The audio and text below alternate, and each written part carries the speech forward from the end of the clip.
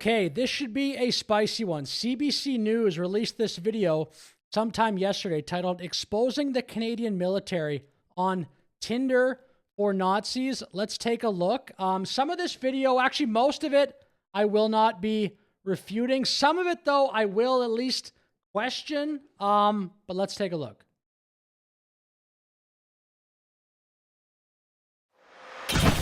This is a white supremacist dating site, nicknamed Tinder for Nazis. We analyzed membership data leaked by an anonymous hacker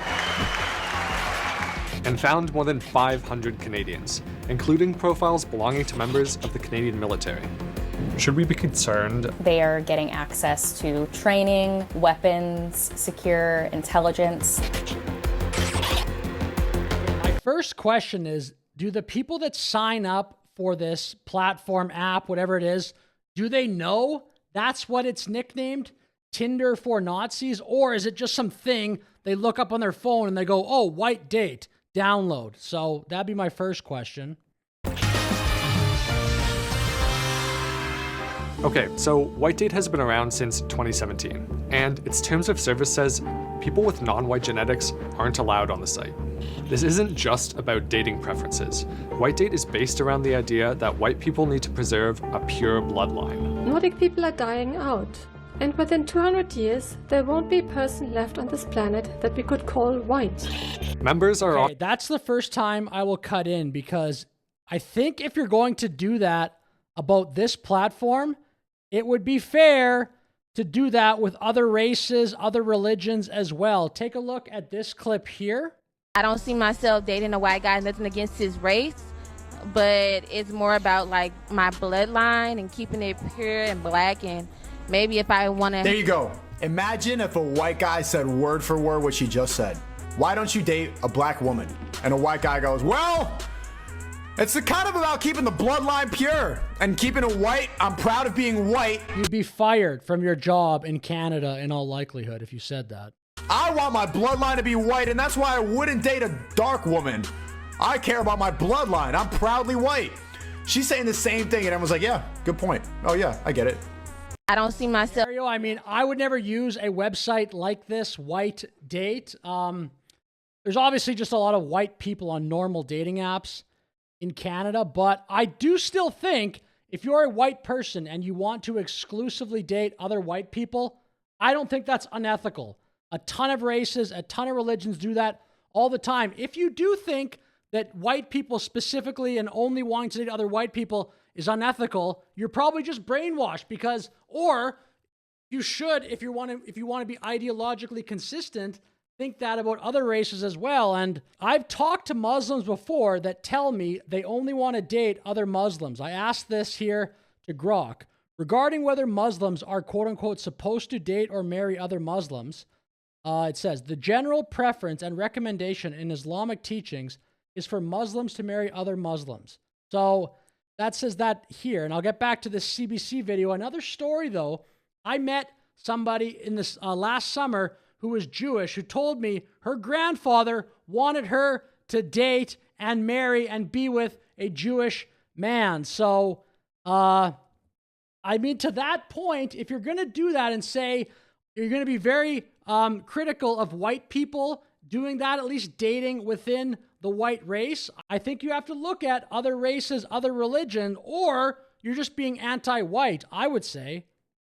often open about As we move forward through the video, you'll see there's a lot of stuff I'm not going to be defending. But anyway, here we go. often open about their beliefs in their profiles. Yeah, so what I'm looking at is obvious white supremacist symbology. When you look at the profiles, there is a drop-down where you can select what kind of ideology you hold, including a variety of white supremacist ideologies that are very blatant and very obvious. Is it possible? Okay, I think that's the only bit of information they give as to how somebody that's using that website or using the app would know that they're on like a white supremacist platform, which, I mean, obviously if you see that, that probably should clue in that maybe this is a sketchy place, but I mean, obviously some people actually believe in that type of stuff, so they wouldn't think that, but I would have also liked this video to show that. Maybe for some reason, they don't want to actually show that drop-down menu, but that would be helpful, I think, to somebody viewing this video to understand what he's talking about in that drop-down menu. It's kind of on the viewer to just fill in the blanks there. Some of the ideologies that are very blatant and very obvious. Is it possible, given what you said, that some of the people on it may not have known exactly what they were signing up for? I would find it extremely difficult to believe. An anonymous hacker leaked the site's user list and deleted its databases as part of a talk at a conference in Germany. The leak includes thousands of profiles, which we investigate using tools like Host Industries and DarkSide. And we find members of the Canadian military. This is Brogan Hale. We find he's a Navy reservist. We know it's him on Whitedate because the leaked data shows he created his account in Esquimalt, BC. On LinkedIn, we see that Hale took a naval security team course in Esquimalt around the same time period. His social media history is pretty explicit. On his X account, he says, "Keep Canada white," shares swastikas. Yes, I'm not going to defend that. And at least in this case, they bring this up because at least it's something to look at and say, yeah, that's definitely questionable, and I want no part in defending that. And says we should use bioweapons against Indians. Again, that's not a great thing to say. And I'm assuming this guy's not being... Anyway, that's just not a great thing to say. We also find Whitedate profiles for other military members. We don't have as much social media history for them, but we know they were on the site. Like this account from Ottawa with the user... These next two people, is just being on that website reason enough to be in this CBC video where you're being put on blast for a bunch of people?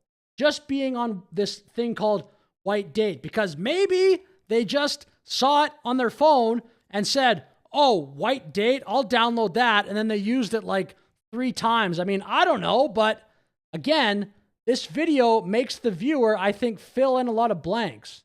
Username, Jim. Searching the profile's email address brings up his LinkedIn, revealing his real name, Brandon Longpre.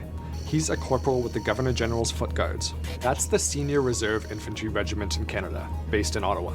Then there's this profile. It's pretty clear. It says, I'm a communications engineering officer with the Royal Canadian Air Force. We linked the profile to Tristan Armstrong. And get this, according to his Facebook, he now works on the Future Fighter Capability Project, Canada's effort to buy new warplanes.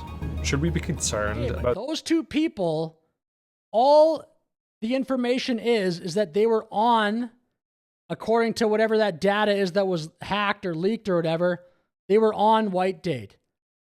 Is that enough? I don't know. Like, again, I would never use a website like that. I would never download or go on something called Whitedate. But again, as I said, a white person wanting to only date other white people, I don't think that's unethical. And again, if you do, what about every other race that does that? I know not every person in all those races does that, but that's very common in a bunch of races and religions. So just being on Whitedate, I think CBC should have done more to explain to people watching this video, what is Whitedate? What do people actually see when they sign up for the platform? Does everybody know that is on Whitedate that its nickname is Tinder for Nazis? Because I've never heard of Whitedate. I've never heard of the nickname Tinder for Nazis, but I don't know if everybody using that website knows that they're on quote-unquote Tinder for Nazis, as its nickname is. Should we be concerned about these people being in the military? Yes, absolutely. Whenever you have an extremist in the military, particularly a white supremacist, there is reason for concern. They are getting access to training, weapons, secure intelligence that is not meant to be shared with others. It is classified. We reach out to... Canada is going to get a bunch of foreign recruits soon in our military. Will they go through this rigorous background check like this? We reach out to all of them over maybe they will. I don't know. email, but none of them respond. We also reach out to the military, and it tells us it's investigating because service members' online behavior is supposed to reflect the military's values and ethos. When somebody is in the Canadian Armed Forces, they're held to a higher standard of conduct than a civilian would be. And that extends not just in what they do, let's say on base, but the views that they might express elsewhere in their lives. We also found dating profiles for some notable Canadian white supremacists, people we've previously covered. Like Lane Palmer, an organizer with the neo-Nazi conference Exiles of the Golden Age. And Sean Beauvais-McDonald, a leader in multiple Canadian white supremacist groups. He openly calls himself a Nazi and praises Hitler. Okay, but again, at least this guy you're giving some things to point to. Real Nazis hate Zionists.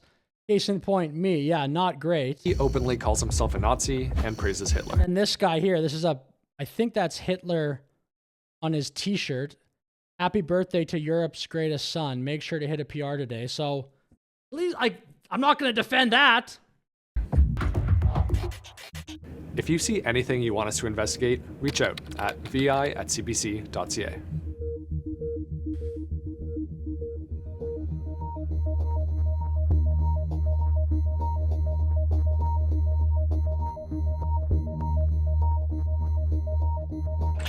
Hey, what did that last little bit say?